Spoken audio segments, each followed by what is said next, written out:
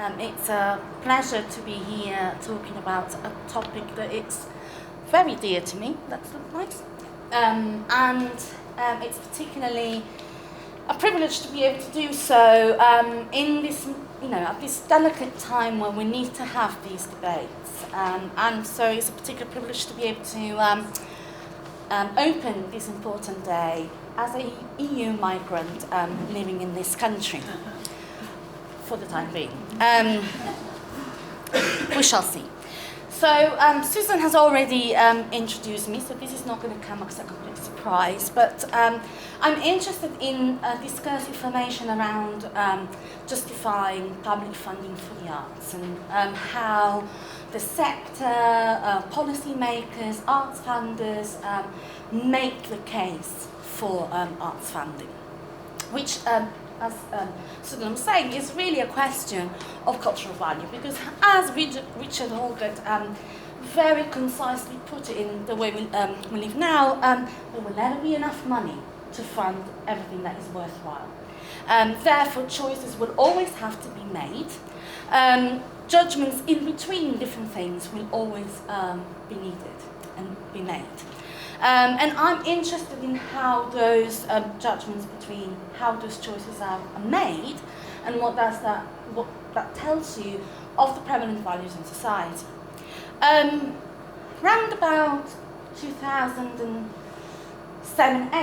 it occurred to me that a lot of the things that I've been writing about in relation to the arts sector, a lot of the instrumental rhetoric, the focus on impact and the use of impact as a proxy for value, which I had been studying for so long in the arts sector, had started to also emerge in higher education policy debates. And it was with immense frustration that I started to see history repeating itself, and some of the mistakes that were made, or mistakes or naiveties, by the arts sector being repeated by my own sector, even though a lot of that work on the shortcomings of the impact agenda in the arts sector had actually been funded by the HRC.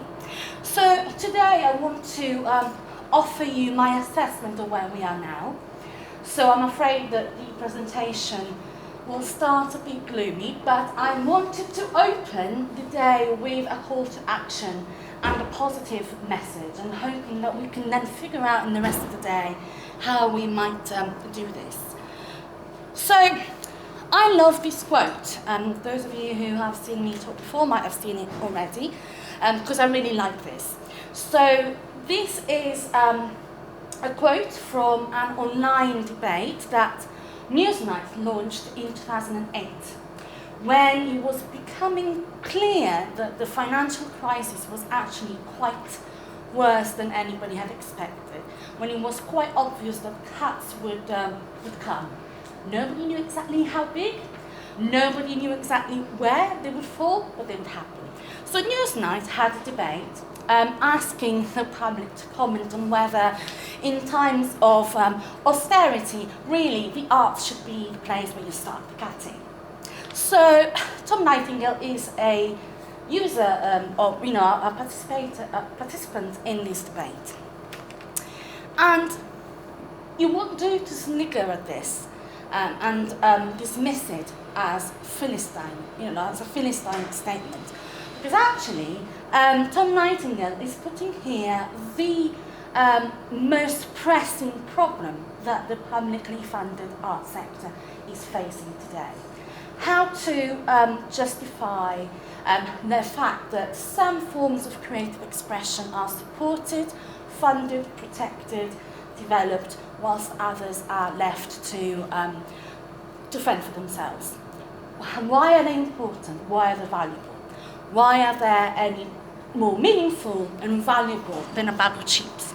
So this is actually quite a philosophical question that we have posed here, and actually it's the question which has no answer, has no compelling answer yet, I would say. Because it's actually quite difficult, believe it or not, in our postmodern era to explain why contemporary art might be more important than a bag of chips or street lighting or so on and so forth. what has happened in the art sector, and I've got here a quote from 2013, but really this started to happen in the late 80s. The sense was that the arts needed fresh justifications for their claims on the public purse. And the strategy to do this was to make claims for both the social impact of the arts, think of all the arguments around the use of arts in culture-led regeneration, programs for the promotion of social inclusion, to fight repeat crimes, to improve school attendance, and so on and so forth. And increasingly more popular, the idea of economic impact, which again started with a report published in 1988, so nothing new. But it's clear that the answer that the sector and its representative and its politicians decided to give to Nightingale was to prove him that actually spending on the arts is a good investment. So Maria Miller, in her first speech on the arts in 2013, so post 2010 elections, she said we must demonstrate the healthy dividends that our investment continues to pay.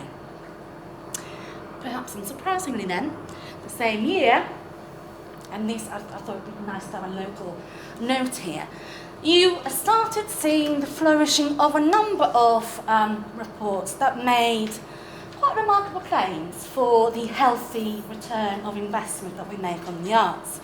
So this report by the Local Government Association cites this study that the York Museum Trust have commissioned but never published, which is impossible to find, according to which for every pound the City Council puts on the museums, they get £10 back.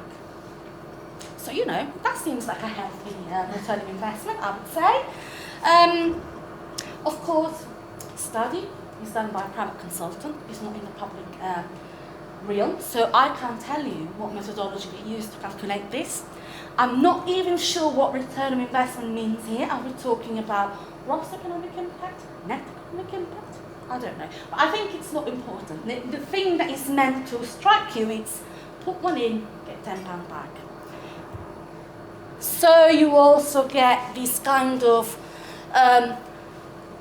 literally quoted DCMS's press releases. So in 2004, creative industries were worth 8 million an hour to the UK economy. That's got to be a good thing, surely. And in 2016, that went up to 10 million. Well, it's 9.6, but let's say almost 10 million. That's going to be even better, surely. Of course, what you don't know if you are not a cultural policy nerd like me is that around about 2013, DCMS changed the way it defines creative industries, adopted a new definition whereby if your company publishes directories or mailing lists, it is a creative industry. Now, I'm sure that there's a lot of creativity that goes into putting together a mailing list, but you know. And of course, the HRC has then produced a number of reports showing how what they do contributes to these results. So it becomes this kind of charade and this kind of chain of dubious calculation after dubious calculation. Of course, it doesn't work necessarily. If we've been calculating economic impact since the 1980s and we're still told to do it, clearly that is not an effective way of ever making that case once and for all. How does that translate with the humanities? Much like the arts, the humanities have this sense of forever being in crisis. I actually don't have much time for this, I'll be honest, but we know what the charges are. In the knowledge economy, the humanities don't really contribute that much, and then there's that sense of us being remote from real life, the real world, and being lost in sort of self-referential debates in a language that nobody can understand. I think we're familiar with that. You don't need me to rehearse any of this. And of course, it doesn't help that even the people who you expect to support us sort of pander to those. Really, with champions like this, who needs enemies? But such is the state of play. Of course, the fact that it's not true that an arts degree is a sentence to poverty for the rest of your life doesn't seem to make much difference. I think we are becoming acquainted with the idea that we live in a post-fact society. But interesting to just point out that creative arts seem to be the second just to medicine and chemistry in terms of allowing people to find a job. Interesting to see languages, who always seems to have a hard time, doing as well, better than law, and really equally as well as physical sciences and maths. This is from the Times Higher Education, an article from 2015.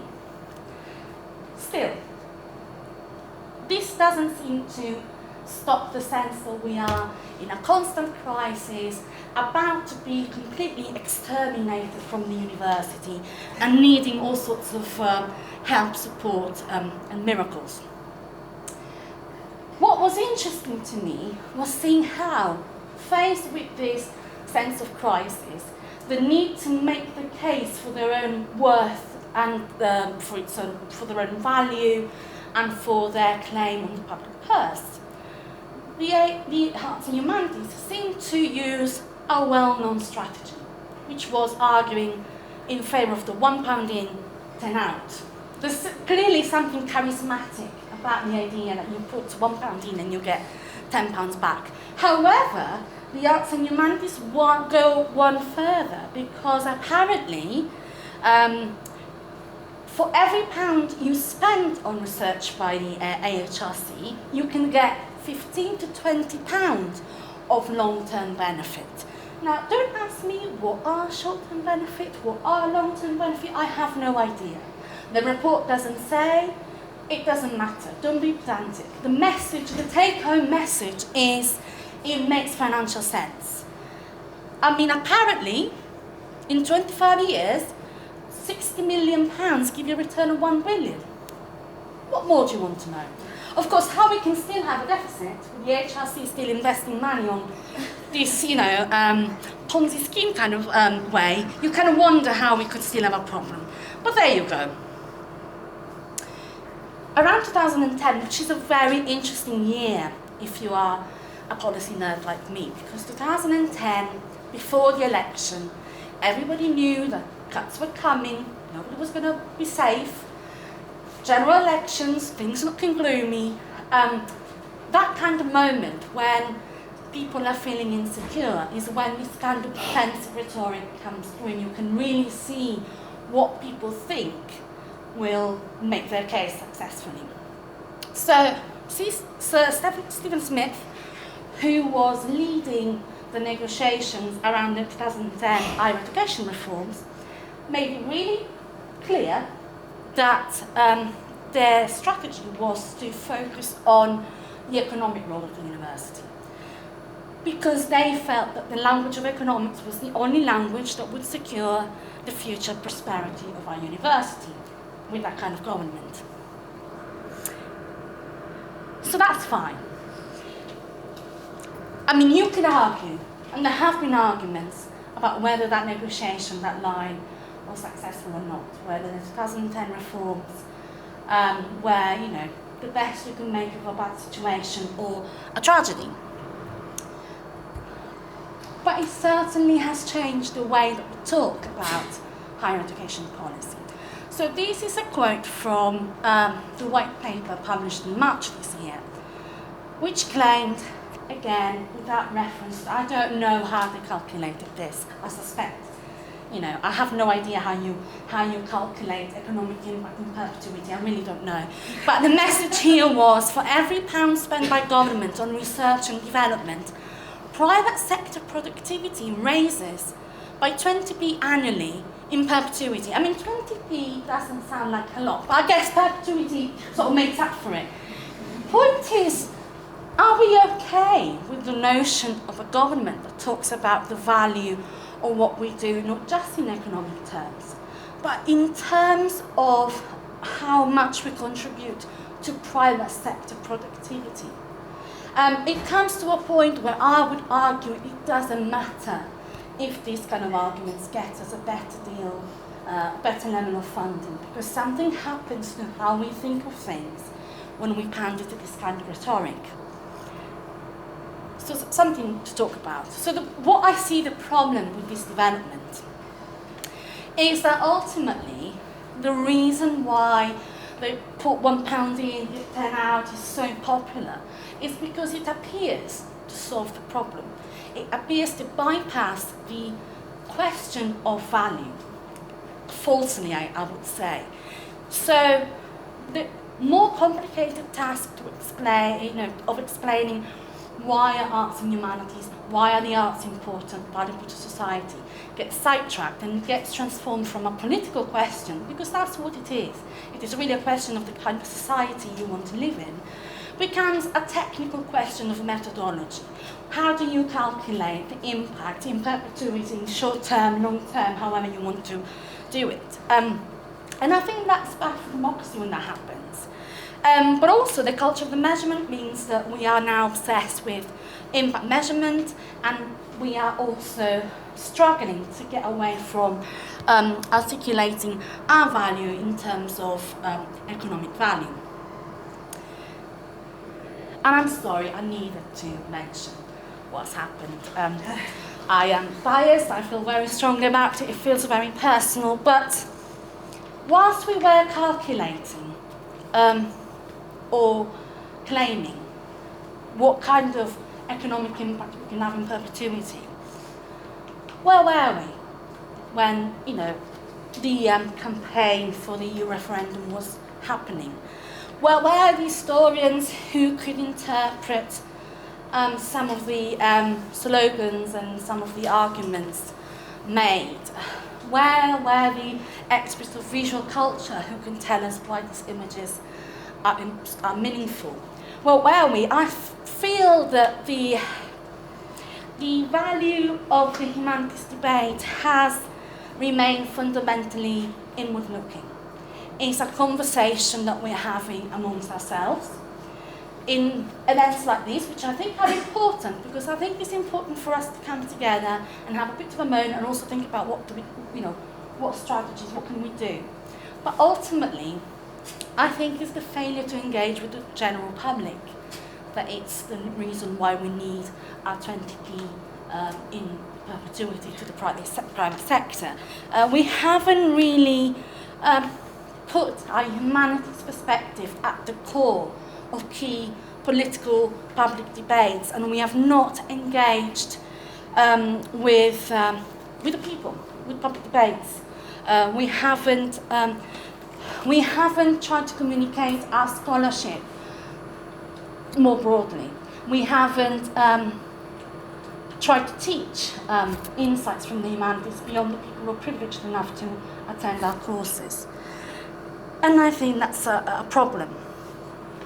I was struck by this piece of data from the British Council that shows that the UK is much better at receiving Erasmus students than sending out Erasmus students in Europe, which I think explains a lot. Are we doing enough to encourage active engagement with the cultures that we research and we teach? Are we actively engaged enough? So sorry about that, but that doesn't mean that we can't do it and that we can do it better. I think in a sense, now is the time for us to really engage in a new way, in a more effective way. Sometimes perhaps it takes the trauma for things to improve. As a policy nerd, there's a work of an American scholar of research utilization, which doesn't sound very sexy, but it is actually, who did a lot of work in the 1970s. So it's not exactly, I'm not breaking any new insight here.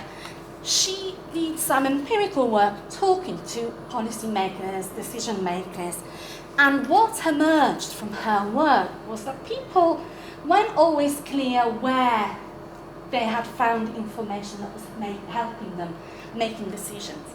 But they surely were reading, and they surely valued what they read. And they didn't, contrary to what we often think, they didn't just value the kind of research that gave them the easy numbers for them to quote. They also valued research that challenged the way in which the policy problem was formulated. They were clear that sometimes if that challenge, that reformulation wasn't compatible with the political climate of the time, it couldn't be implemented. But they certainly felt that all the same, that challenging perspective helped them understand the problem they were trying to solve better, and they valued. And she calls this the enlightenment function of research. And we can understand it in terms of conceptual impact, working to try and redefine the problem that policymakers try to address. And who can deal with that better than us? Who can, we can have plenty of conceptual challenge, conceptual impact if we put our mind to it. And I think we should. I think we should avoid the deficit model of making the case for the humanities that comes from a place of insecurity. We do not need the 10p in perpetuity to make the case that we are important, but we can become, we need to, put a finger out there. We have to make an effort to achieve this. And I think the goal needs to be becoming agents of enlightenment and conceptual impact. We need to develop a new relationship with the general public. Not just our collaborators, the people who always worked with, but the general public, and go from a broadcasting mode to a relational approach to communicating the value of what we do, where we're actually collaborating, co-producing, engaging the people in seeing the value of what we do, rather than us telling them. And I think collaboration, the collaborative ethos, is at the root of this. I don't think we've fully embraced that yet. And respecting different forms of expertise, formal, informal ones. We might be the expert, but that doesn't mean that the public has no expertise that could be of value. And the sciences are better at this. And I don't understand why we don't have a movement for the creation of citizen humanists in the same way that we have citizen scientists. And maybe I'm naive, but I think the public would be up for it. Think about all the success of humanities scholar-based programs. Think of Mary Beard, just to mention the obvious name. There is an appetite out there, and we're not doing enough to nurture it. Because we need the public to become the champion of what we do. And, public are voters, and, their opinion matters. So, and I think that's my last slide. So breathe. I might be a bit late, but here we go. So how do we do it? I think we should explore, document, celebrate the humanities in society in all their forms, without getting carried away with the celebration and without forgetting a scholarly rigour, as sometimes happens. We need to get the humanities more visible in public debates, because we have something to say, we have something to contribute, so let's do it. Importantly, we have to nurture the next generation of public engaged humanists. We need to fight for the proper recognition of public engagement and impact work in higher education, because I think we're still very, very far from that being the case. And we need to ensure that the humanities are part of the so-called STEAM, from STEM to STEAM debate. There is no point in pitching us against the sciences, I don't think, in the way that Nicky Morgan has done. I don't think there's any winners in that. And we have to actively connect. The debates are live in our society. There are plenty now that really need engaging as we figure out where the country stands and where the arts and humanities stand in a post-Brexit scenario. And perhaps we can lead our students by example and our young researchers by example. So I end with a call to you all to become academic activists, which I think is also the way that we become better academics, perhaps. So thank you very much.